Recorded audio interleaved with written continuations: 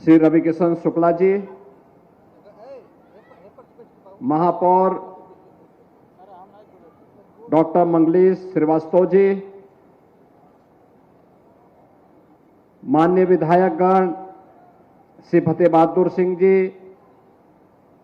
श्री राजेश त्रिपाठी जी, श्री राम चौहान जी, श्री महेंद्र पाल सिंह जी,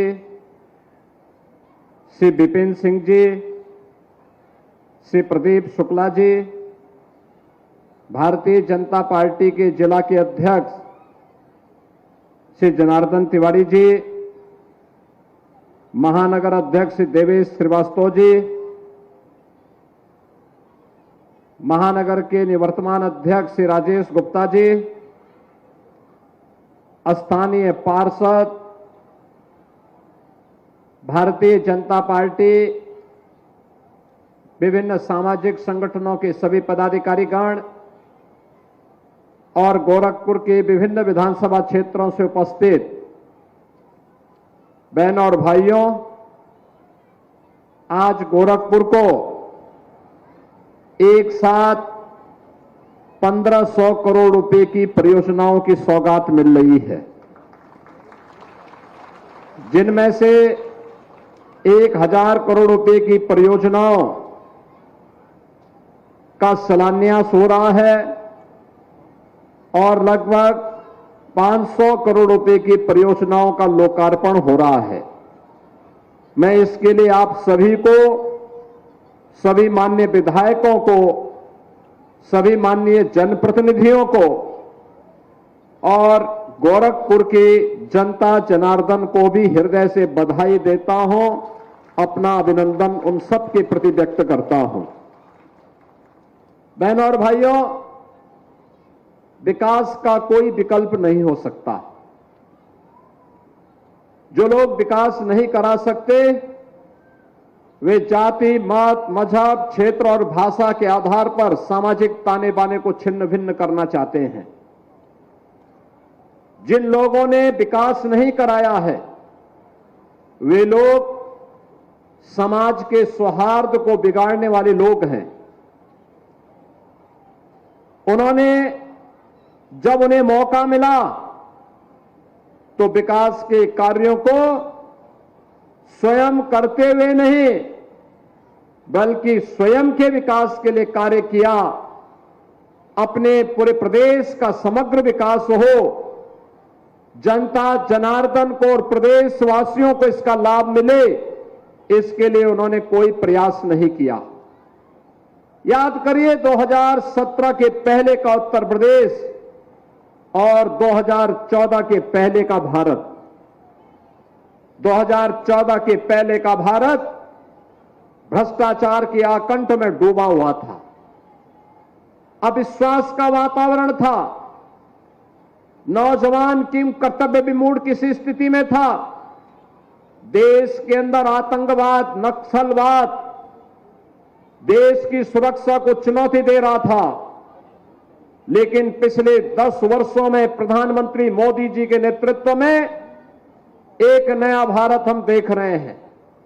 यह भारत जिसने विकास की नित नई प्रतिमान स्थापित किए हैं, वह भारत जिसने आतंकवाद और नक्सलवाद को पूरी तरह समाप्त करने के संकल्प के साथ जो कार्य अपना प्रारंभ किया था, आज वह सफलता की एक नई ऊंचाई तक पहुंच करके दुनिया के लिए मॉडल बना हुआ है। नया भारत विरासत और विकास का अद्भुत समन्वय स्थापित करते हुए 140 करोड़ लोगों के जीवन में परिवर्तन करने के लिए प्रतिबद्ध दिखाई दे रहा है। तो प्रधानमंत्री मोदी जी के मार्गदर्शन और नेतृत्व में नए भारत का ये उत्तर प्रदेश आज नए उत्तर प्रदेश के रूप में दुनिया के सामने है। नए उत्तर प्रदेश में अन्नदाता किसानों का सम्मान है, नारी की गरिमा की सुरक्षा की गारंटी है, नौजवानों के रोजगार की गारंटी है, तो व्यापारी और बेटी की सुरक्षा की गारंटी भी इस नए भारत में है, नए उत्तर प्रदेश में है। और नए उत्तर प्रदेश विकास के जिन कार्यक्रमों को लेकर के बढ़ा है, पिछले 8 वर्ष की शानदार यात्रा को आपने पग पग पर देखा है, उसको समझा है, बदलते हुए परिवेश को देखा है, नौजवानों को मिलने वाली नौकरी और रोजगार के माध्यम से देखा है, बेटी और बहन को मिलने वाली सुरक्षा के माध्यम से देखा है, अन्नदाता किसानों के जीवन में हुए परिवर्तन के माध्यम से देखा है, और विकास के माध्यम से आपके द्वारा आपका विकास हो रहे विकास को भी आपने देखा है। बहनों और भाइयों, 2017 के पहले गोरखपुर में बामुश्किल बिजली मिलती थी। नगरीय क्षेत्र में 5 घंटे और ग्रामीण क्षेत्र में सप्ताह में रोटेशन होता था। एक सप्ताह बिजली आती थी रात्रि के लिए और एक सप्ताह नहीं आती थी। यह 2017 के पहले की स्थिति थी। गोरखपुर से आप वाराणसी मार्ग पर जाएंगे तो यहां से बड़लगंज पहुंचने में 3 घंटे लगते थे, 3 घंटे। और मुझे लगता है राजेश जी, अब कितना समय लगता है बड़लगंज से आने में? अब मात्र 45 मिनट से बड़लगंज से आप गोरखपुर आ सकते हैं। यह परिवर्तन हुआ है। भटड़ से गोरखपुर आने में 1 घंटे से अधिक समय लगता था 2017 के पहले, और आज यहां से भटड़ तक 4 लेन की सड़क हो गई है। और आयुष विश्वविद्यालय भी भटड़ में ही स्थापित हो रहा है, भटड़ के पास ही स्थापित हो रहा है। और अब भटड़ से चलेंगे तो मात्र 10 मिनट में आप बीआरडी मेडिकल कॉलेज तक पहुंच जाएंगे। 10 मिनट में। अगर महेंद्र पाल सिंह की गाड़ी से आएंगे तो और भी 2 मिनट पहले। लेकिन अगर उन्हीं के भट्टे का ट्रॉली ट्रैक्टर सड़क पे खड़ा होगा तो फिर 15 से 20 मिनट लग जाएगा। बहनों और भाइयों, ये रफ्तार है। आज बिजली कटती नहीं, आज यहां पे निरंतर बिजली मिल रही है। तब बिजली आती नहीं थी, तब बिजली मिलती नहीं थी, आज बिजली कटती नहीं है। तब स्वास्थ्य सुविधा का अभाव था, इंसेफ्लाइटिस थी, डेंगू था, मलेरिया थी, माफिया थे, मच्छर थे, और गोरखपुर के नौजवानों के सामने पहचान का संकट था। पूर्वी उत्तर प्रदेश में मुसहर भूखमरी का शिकार था, और बुंदेलखंड में किसान आत्महत्या करने के लिए मजबूर था, नौजवान पलायन के लिए मजबूर था। तो बेटी और बहन घर के बाहर निकलने में असुरक्षित महसूस करती थी, व्यापारी व्यापार करने में असुरक्षा महसूस करता था। लेकिन आज माफिया मुक्त, गुंडा मुक्त, दंगा मुक्त एक नया प्रदेश जो 1 डिस्ट्रिक्ट 1 प्रोडक्ट पे भी काम करता है और 1 डिस्ट्रिक्ट 1 मेडिकल कॉलेज पे भी काम करता है। हम यहां पर हैं। 2017 के पहले यहां की लैंड को लेकर के किसानों में और जीडीए के बीच में संघर्ष होता था। हमने बैठ करके उसकी समस्या का समाधान करवाया। संवाद से समस्या का समाधान, यहां की समस्या का समाधान हुआ। आज यहां गरीबों के लिए मकान बन रहे हैं, फर्टिलाइजर कारखाना फिर से चलना प्रारंभ हो गया है, सैनिक स्कूल यहां पे प्रारंभ हो गया है, पिपराइच की चीनी मिल फिर से प्रारंभ हो गई है, पिपराइच क्षेत्र में ही आयुष विश्वविद्यालय बन गया है। और सड़कों के लिए तो कहना ही क्या है, एक नया जाल बिछ चुका है। हाईवे जहां देखो, गोरखपुर से लखनऊ 4 लेन की कनेक्टिविटी, अब तो लिंक एक्सप्रेसवे से भी 4 लेन के साथ लखनऊ जोड़ा जा चुका है, वाराणसी 4 लेन के साथ, नेपाल 4 लेन के साथ, कुशीनगर 4 लेन के साथ, देवरिया 4 लेन के साथ, चारों ओर से 4 लेन की उसके सड़कों के साथ जुड़ चुका है और वायु सेवा के साथ भी जुड़ चुका है। आप देखते होंगे, वैसे रवि किशन बहुत समय देते हैं यहां पे, और समय देने के बाद जब उनको लगता है कि कोई जरूरी काम है तो तत्काल मुंबई से फिर यहां पे समय देने के लिए पहुंच जाते हैं, पहुंचते हैं। मैं देख रहा था, मैं भी सोच रहा था कि आज सचमुच वो सुनाएंगे फ्री में, लेकिन फिर उन्होंने वही किया। जो अक्सर वो कहते हैं कि फ्री में पिक्चर दिखाएंगे, लेकिन किसी को कितने लोगों ने फ्री में पिक्चर देखी है? और वैसे पैसा लेकर कितने लोगों ने देखी है? रवि किशन की पिक्चर पैसा देके कितने लोगों ने देखी है? पैसा लेके तो बहुत लोगों ने देखी है। अब उनको मैं कहूंगा एक बार फिर दिखा ही दीजिए। वो एक कलाकार है और कलाकार के रूप में कला का सम्मान होना चाहिए और कला को भी अपनी विरासत को संरक्षित करते हुए नई पीढ़ी को दिशा देने के लिए अभिनय के माध्यम से, मंचन के माध्यम से उसको एक नई दिशा देने के लिए तत्पर होना चाहिए। आप याद करिए, कला का ही कमाल था जब 1990 के दशक में रामायण सीरियल चला था दूरदर्शन में। रामायण सीरियल दुनिया का सबसे लोकप्रिय सीरियल हुआ था। ये कला का कमाल है। भगवान राम के व्यक्तित्व पर आधारित, उनके आदर्श और मूल्यों पर आधारित रामायण उसे जब सीरियल के माध्यम से आया तो दुनिया का सबसे लोकप्रिय धारावाहिक बन गया, सबसे लोकप्रिय। यानी जब घर में टेलीविजन नहीं थे, इतना विजुअल मीडिया का इतना प्रचार नहीं था, केवल दूरदर्शन था भारत में। देश में और दुनिया में 66 करोड़ लोगों ने उस समय रामायण सीरियल देखा था। 66 करोड़ लोगों ने। बहनों और भाइयों, यह मिसाल मिलना बहुत कठिन है। भगवान राम के प्रति सनातन आस्था और कला का बेहतरीन अभिनय का परिचय रामायण के प्रति घर घर तक उसके प्रचार करने में बड़ी भूमिका का निर्वहन किया। और सचमुच यह एक अवसर होता है एक कलाकार को कला के लिए मंच देने का, और गोरखपुर के नौजवानों के लिए कला के उस मंच को देने के लिए रवि किशन यहां पे सांसद के रूप में अपनी सेवाएं दे रहे हैं।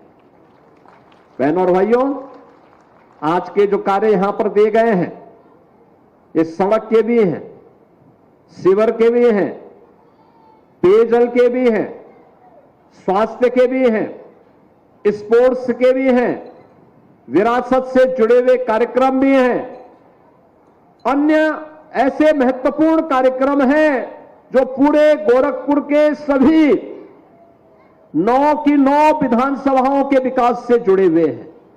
9 की 9 विधानसभाओं से कैंपियरगंज, पिपराइच, गोरखपुर नगर, गोरखपुर ग्रामीण, चोरी चौरा, सैजनवा, खजनी, बांसगांव, चिल्लूपार, ये सभी विधानसभाओं को लेकर के एक साथ समग्र विकास की सोच के साथ ये विकास के कार्य आगे बढ़ रहे हैं।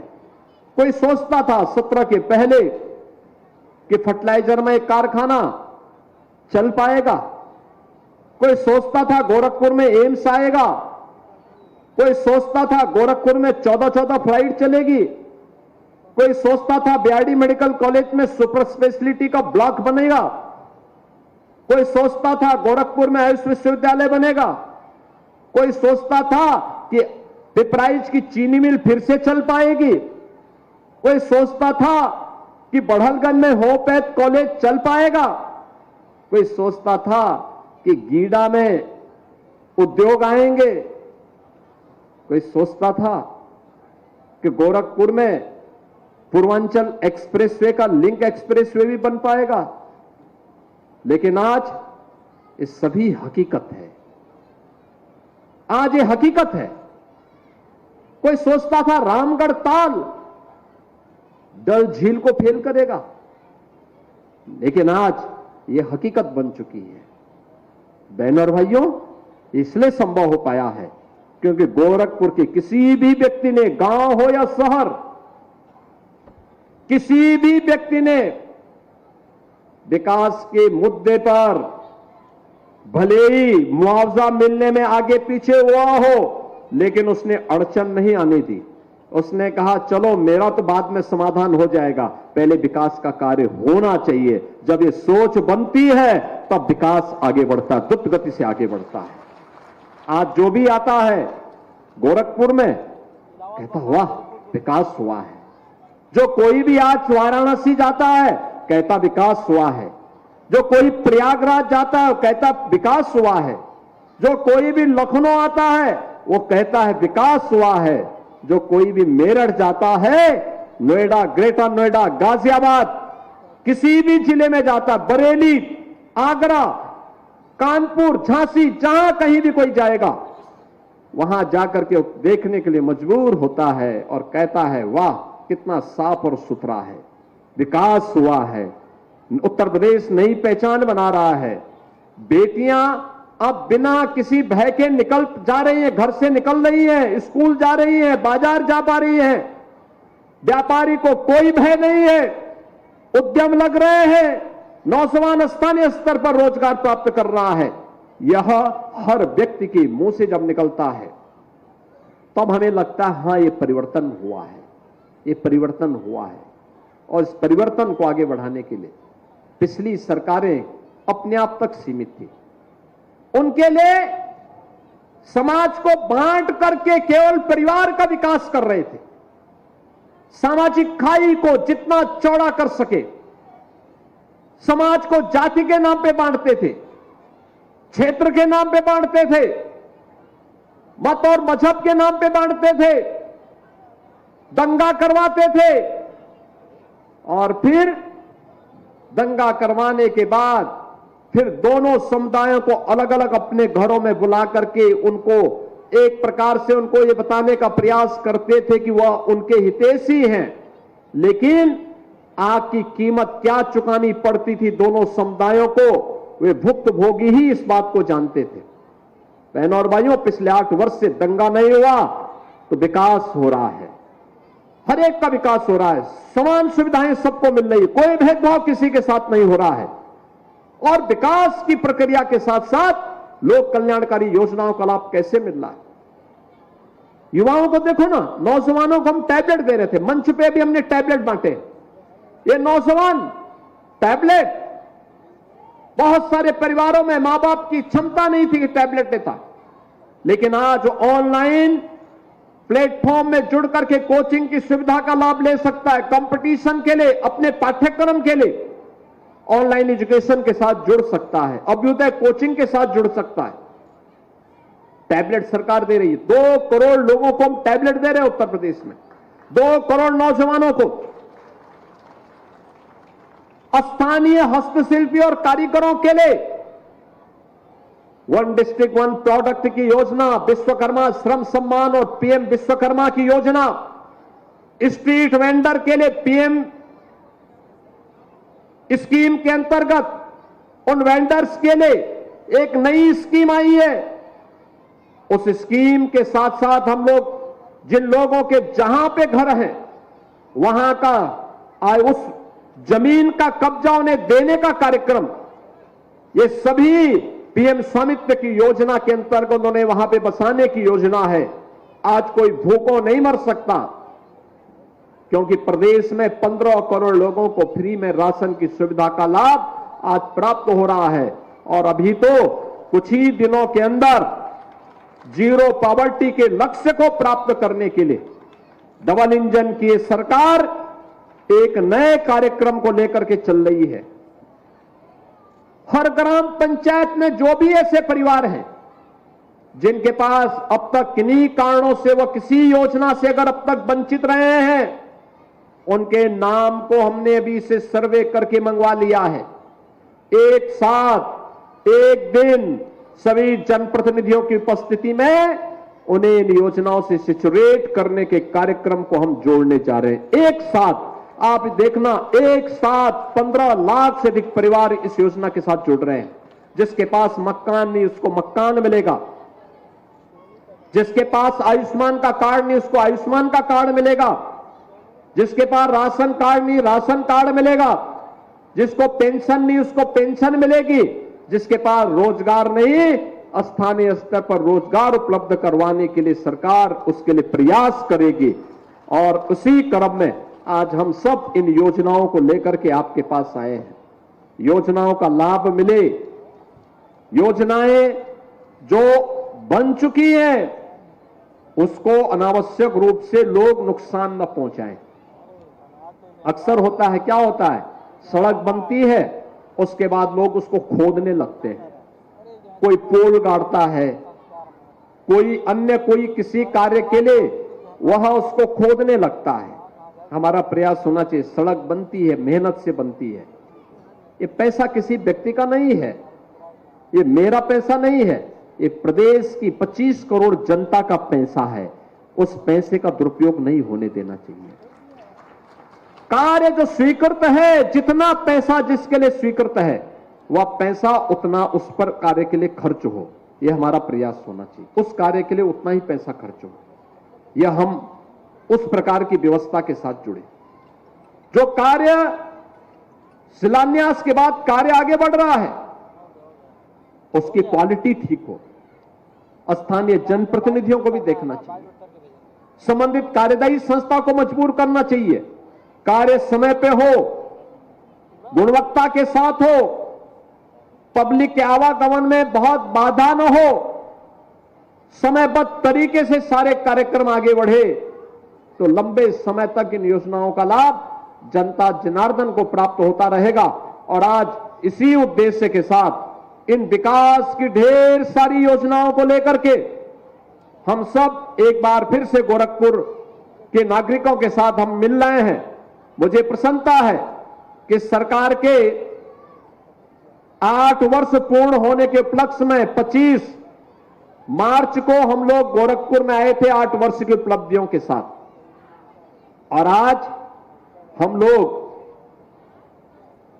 यानी कुल 25 दिन के अंदर ही फिर से आपके पास इन विकास की योजनाओं के साथ फिर से पहुंच गए कि 9वें वर्ष में भी अब इसकी शुरुआत शुरू हो जाए, जो विकास की योजनाओं को द्रुत गति से आगे बढ़ा सके। विकास की योजनाओं को आगे बढ़ाने के क्रम में मैं आप सभी को इन योजनाओं का लाभ मिले। विकास की योजनाएं आपके लिए और गोरखपुर वासियों के लिए, पूर्वांचल वासियों के लिए, पूर्वी उत्तर प्रदेश के प्रत्येक जनपद वासी के लिए लाभकारी हो, इस विश्वास के साथ मैं आप सभी जनता जनार्दन को, सभी माननीय जनप्रतिनिधियों को, गोरखपुर की जनता को इन योजनाओं की बधाई देता हूं, अपनी शुभकामनाएं देता हूं और विश्वास करता हूं कि विकास की योजनाओं के लिए सभी हमारे माननीय जनप्रतिनिधियों को आपका आशीर्वाद इसी प्रकार से प्राप्त होता रहेगा। आप सबके प्रति मेरी मंगलमय शुभकामनाएं हैं। धन्यवाद। जय हिंद।